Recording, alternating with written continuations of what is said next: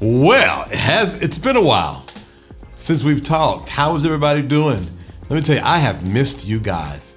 I haven't been slacking from the perspective of, just not being consistent. I've been busy. I mean, literally, to the point I was thinking to myself, one of two things need to happen. I guess I'm just jumping straight into it. One of two things need to happen. I need to, first of all, I need to cut my nails. Hate them.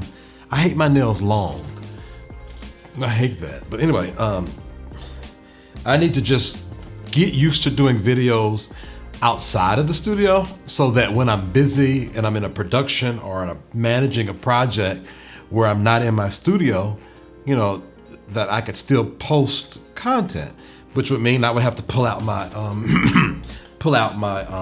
mobile device and shoot. And I just think that's so ghetto. I cannot. So, but man, I've missed you guys. I think that doing these shows have been like my own form of therapy. And golly molly, I have missed my therapy. I've missed my therapy. Oh, so glad to be back. I'm gonna show you this picture that I had on today. I had some really nice slacks on, but then at the same time, excuse me, at the same time, I had to put on my my Uggs, and let me tell you why. I just felt like, when it's time for a new wardrobe change, it's like everything you have presently just ain't it no more. And I feel like I need a wardrobe change. So the shoes that I would normally wear, they just felt raggedy and old. And so instead of wearing shoes that I feel like look raggedy and old, thereby getting judged, I said, well, let me do something on purpose that's judge-worthy so that if I'm being judged, I'll be judged on purpose versus judged on accident.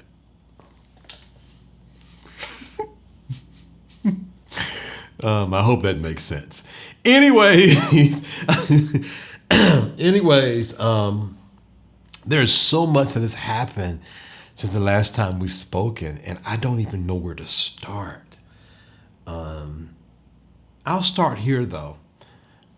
In this space in my life, I am attempting to practice thinking strongly about practicing not defending myself. And let me tell you, that is tough for someone like me. So let's just say someone says something that's not true about me. My normal go-to is, no, three-way, get them on the phone.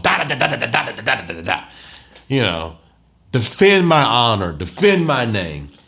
And here lately, it's like, you know what? Let it go.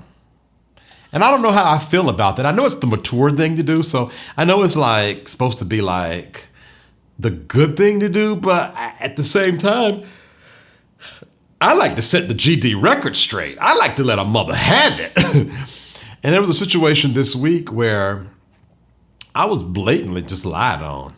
I feel like I was, at least. And I had to ask myself, what are you going to do with this moment? Like, are you going to track down this lie? Are you going to call people to the carpet and set a nigga straight? Or are you just going to let it ride? And I actually had to call and ask for advice on how should I handle this matter. And as immature as that may sound, I needed that because your boy, like I said, like to throw blows when it comes to my name. And I felt like I needed to do something more age appropriate. So I took the advice and it worked. And then the person lied on me again. And, and so at that point, I went to a default mode of distance and silence, which still felt wrong to me. Yeah, it felt wrong to me. It felt like I think the point is to treat all people the same. Now, you don't give all people the same privileges of access, but I think that we should treat, oh God, I can't even hardly say this. I'm gonna work on this, y'all. But I think the goal is treat everybody with kindness, no matter what they can do for you or what they are doing for you or what they could do for you, possibly. So in this case, this person does not benefit me on any level at all. I mean, God, no. Any level at all. And I could get away with not treating them in the same level of kindness that I would treat someone else. But I think the point is growth and maturity. And so I went out of my way to make sure that person understood that I thought about them and I care for them. And that, I don't know what to do with that, because that's not like me. I am the guy that gets in your face. I am the guy, like if someone comes to me and say, person A said A, B, C, D, E, oh, excuse me, person A said 1, 2, 3, 4, 5. I said, oh, they did? Oh, they did? Go to contacts, pick up person A, speakerphone. Hey, person B said you said 1, 2, 3, 4, 5, 6. Tell them why that's a lie. You hear person B? That's how I do. But I think this is a space of maturity for me. So we'll come back to that later. Oh, let me say this. It might have been the very last video I done. I talked about how I was in a situation on set where I felt like I was not my best at it, and how normally I own the rooms, control the rooms that I'm in this room, or I own it, control it, or I'm known in the room. I like it. I own the room. I am in control of the room, or I'm known in the room. And in this case, I was known in the room by some, but not all. The lady disrespected my name. Well, anyway, I got an opportunity to see a snippet of the acting I did, and by golly, I did well. So the lesson in that is, be your authentic self. Don't be too hard on yourself. I did that like strong. Don't be too hard on yourself, because I was doing my normal affirmations. You are the man. You can do this. You're going to pull it off. But then when I went to perform in the role, I felt less than and not good enough. And come to find out, I did way better than I thought I did. Which says to me that all of those feelings of less than and not good enough had nothing to do with me not being fully known in the room, had nothing to do with anything but an internal thought that I allowed to stay that don't belong in me, because clearly it wasn't true. So that being said, I am now a critically acclaimed actor. And next time you see me or approach me, please approach me as V. Terrill Hill, the critically acclaimed actor. Glory to God. Oh man, what else happened? My parents visited. I slept on the floor. I'll never do it again. I'm getting a new home. Point blank, period. My current home now is just enough for me. I live in a great part of town. I live on the 20th floor of a high rise. Right now, my view, I can see the Mercedes-Benz Stadium and the Georgia Tech football stadium. If I look that way, I can see Atlantic Station. I'm sitting on top of the world, but I'll never do it again. That's some old school-ish. Which reminds me, let's talk about this. Let's talk about Golden Corral.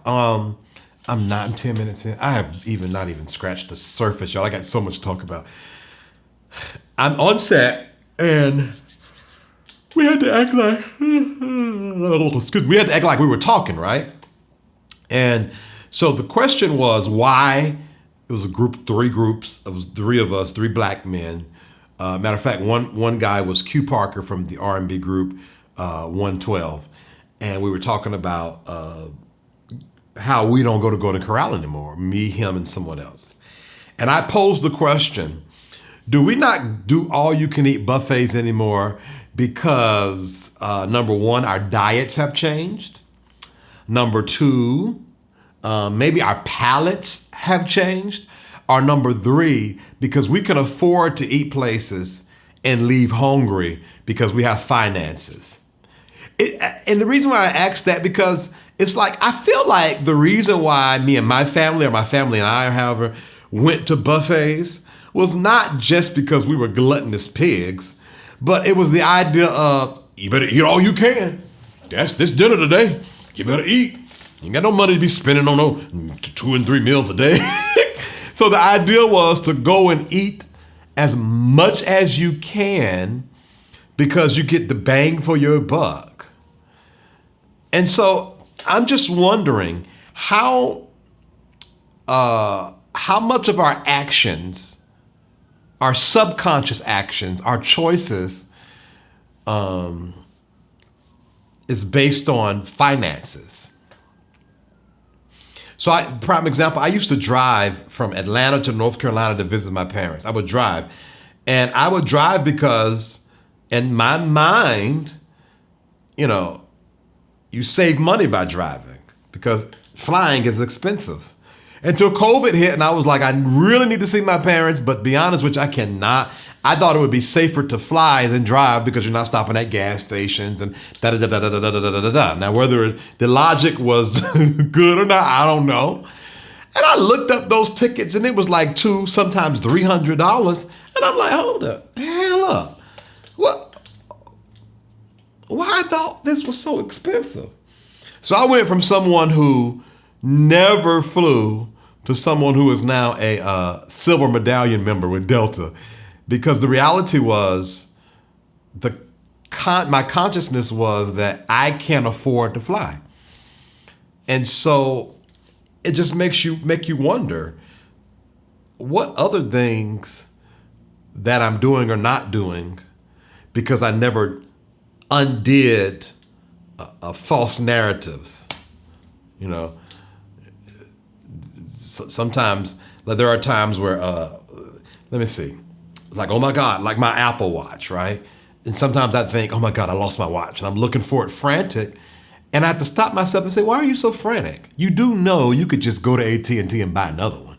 I go to the Apple store and I get all my products from AT&T. You know what? That's interesting. I get all of my stuff from AT&T versus Apple. But it's like, you do know you just get $400, $500, just buy another watch.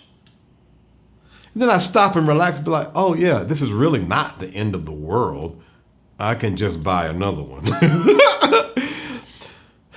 And some people might say that's wasteful. I say it's more expensive to spend the energy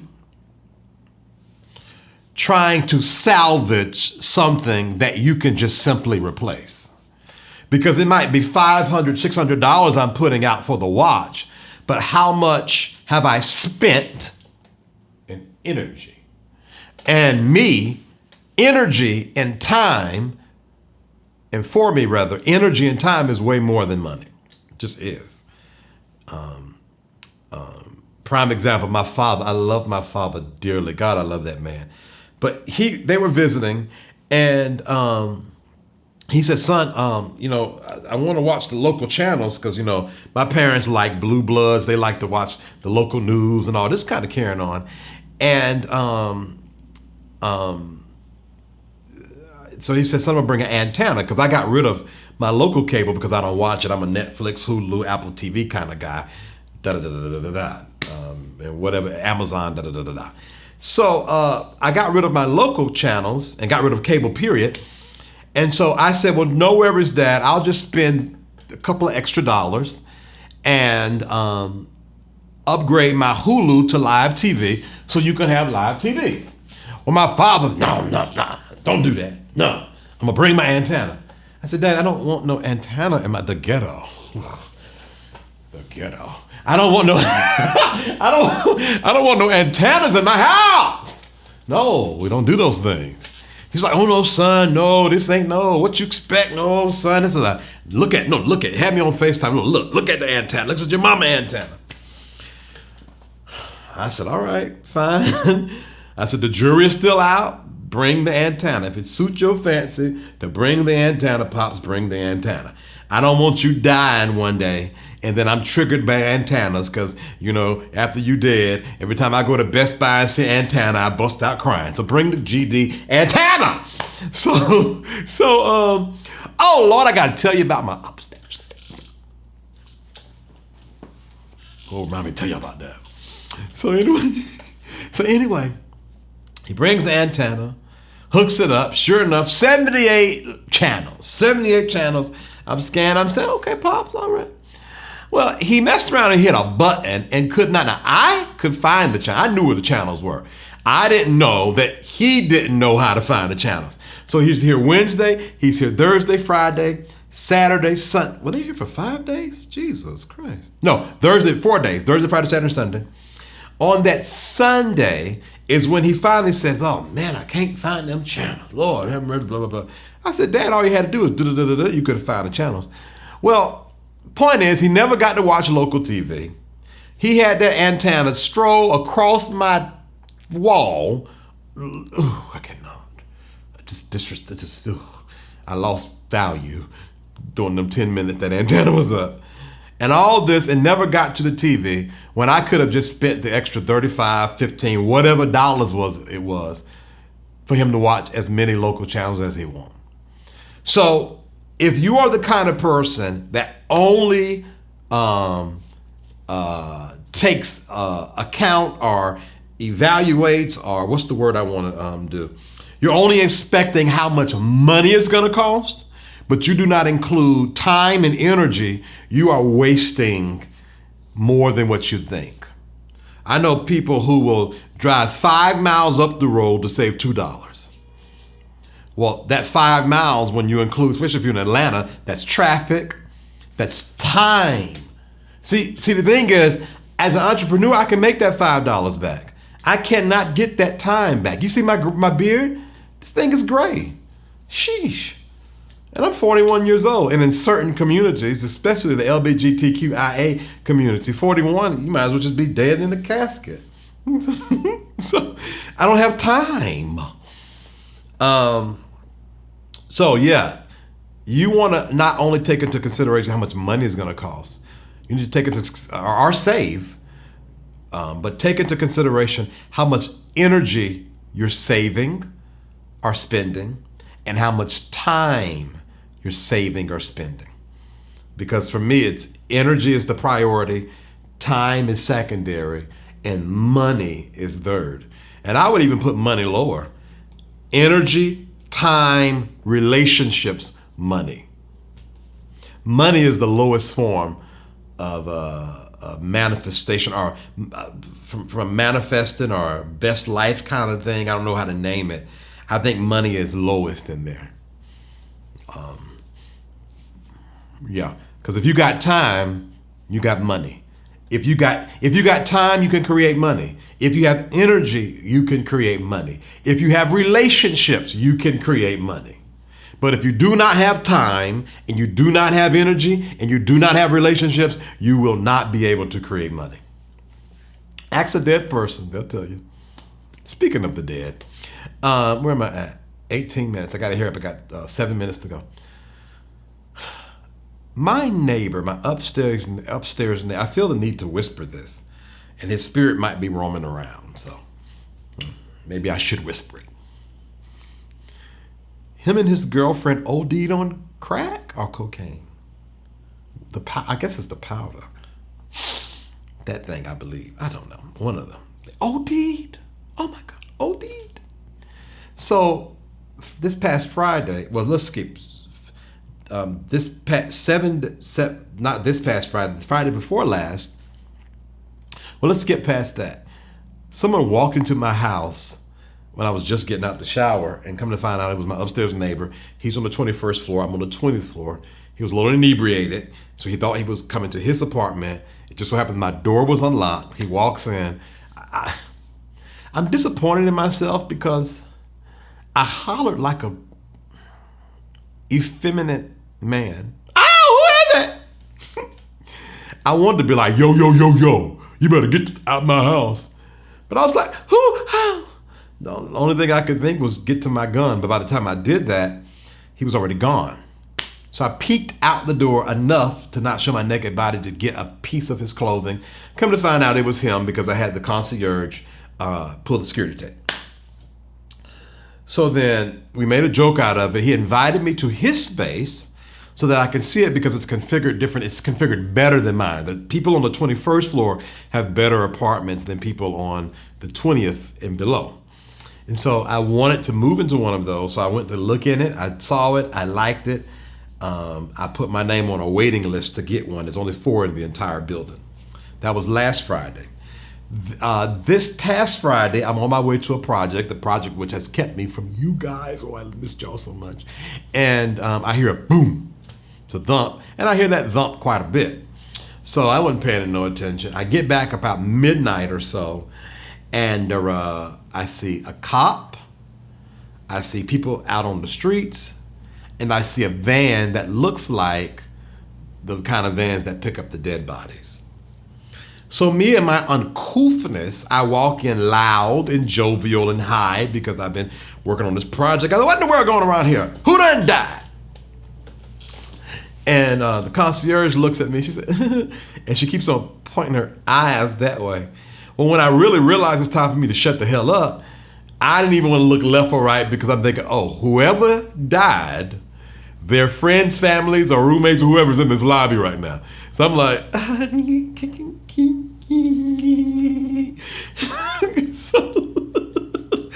so anyway, I get in the elevator, and one of the ladies, she says, hey, have you heard?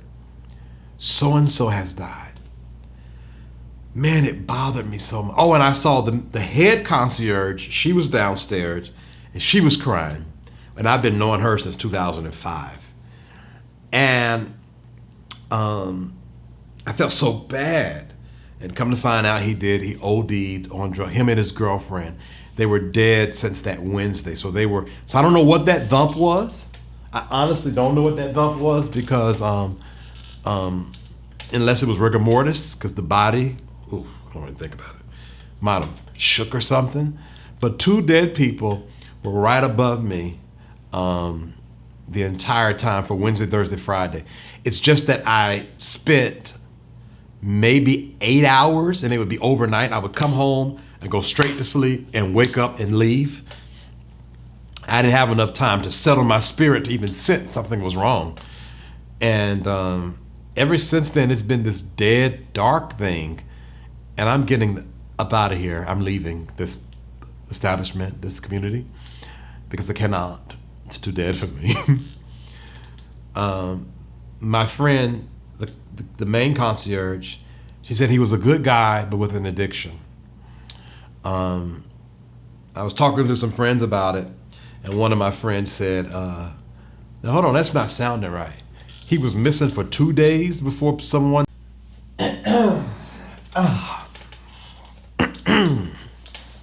Well, sorry, pardon the interruption, but you would not believe what happened.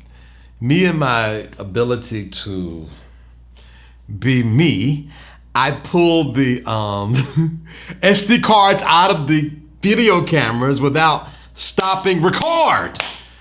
And so I was able to salvage, by the grace of God, one, that's why all the way up until now, you've had this close-up angle from this camera.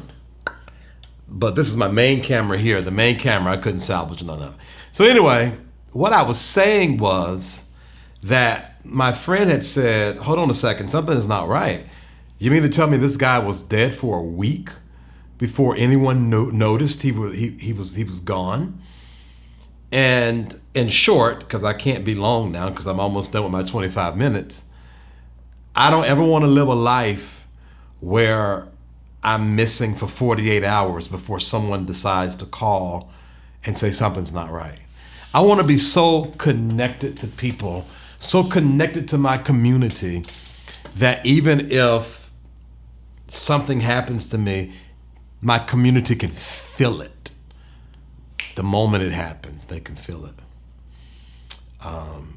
So that was the only thought that was cut off. I didn't finish that thought. as someone who suffers from depression, someone who suffers sometimes deeply and darkly from depression, and has suffered from, who understands disappointment. And I can tell you, I thought I had put this on, what's the name? Are y'all following me on TikTok? Please follow me on TikTok. Thank you. Follow me on TikTok now. I ain't gonna say it again. Follow me on TikTok now. But, and I've learned to manage and learn to escape from the stronghold, the stranglehold, the suffocation of it. And I've learned to do it without too much external things to help me escape. Not all the times. Sometimes I eat a lot. Sometimes I find myself watching too much porn or masturbating too much or drinking or really not drinking. Drinking is not one. But I'll find myself letting my house go. My house won't be clean. Not taking care of myself physically. I'm going to always wash, but I might not always, groom properly. Kind of got lost in telling that story. But the point is that I understand how it can happen. And I thank God I have had the wherewithal to fix my life in a way, internally and externally, where I have surrounded myself with love that I give myself. I talk to myself a lot. My mantra for today is, I am ready, I am ready, I am ready, I am ready, I am ready. When I feel down, I talk to myself like, no, bro, no. You are this, you are that. You are good. You are cutting edge. I do a lot of that. You will not beat me in bigging myself up. You won't find no one on this earth who's going to beat me with bigging myself up. And that is a part of my therapy. And I am grateful to God that I didn't get lost into the drug vein, and that I haven't gotten too lost into the sexual thing, because that can be a thing too. You end up having a lot of sex as a form of what I would call loosely acting out or trying to escape from yourself. And at any rate, I love you guys, and I missed you guys. I missed this conversation. I missed this connection. I missed the comments, the DMs, the inboxes, you crazies. I can't believe you said that. I missed, the text messages saying you watched the show and giving your comments. I missed all of that. And I am going to figure out a way to not have such a gap between the next time we talk. I don't care how busy I get. If you are suffering from addiction, if you're suffering from depression, please find a way. Find something or somebody to help you, because the world needs you. He left 2 people died, him and his girlfriend. He was married, but they were estranged. They were going through. And so the girlfriend's family is distraught. His family is distraught. He left behind a kid. He didn't have a will. Don't drive yourself to death. Don't drive yourself to death. Drive yourself crazy. Find a way, and I know you can. And for me, it started off with counseling and Prozac. Counseling and Prozac was the launch board that I needed to get me to this space where I don't need it anymore. God, I'm going to do a part. I'm going to keep on talking. But let me end this, and then I'm going to talk about depression and whatnot. and we're gonna do a part 2. So if you're watching this, there's another video coming. We're gonna just go ahead and get into this. Maybe the video messing up was for a reason, so I can get this out. So thank you so much. I love you guys. Right now, some sad music is playing. It's only sad because of the topic. It makes it like so, but I love you guys so much. Come back for part 2.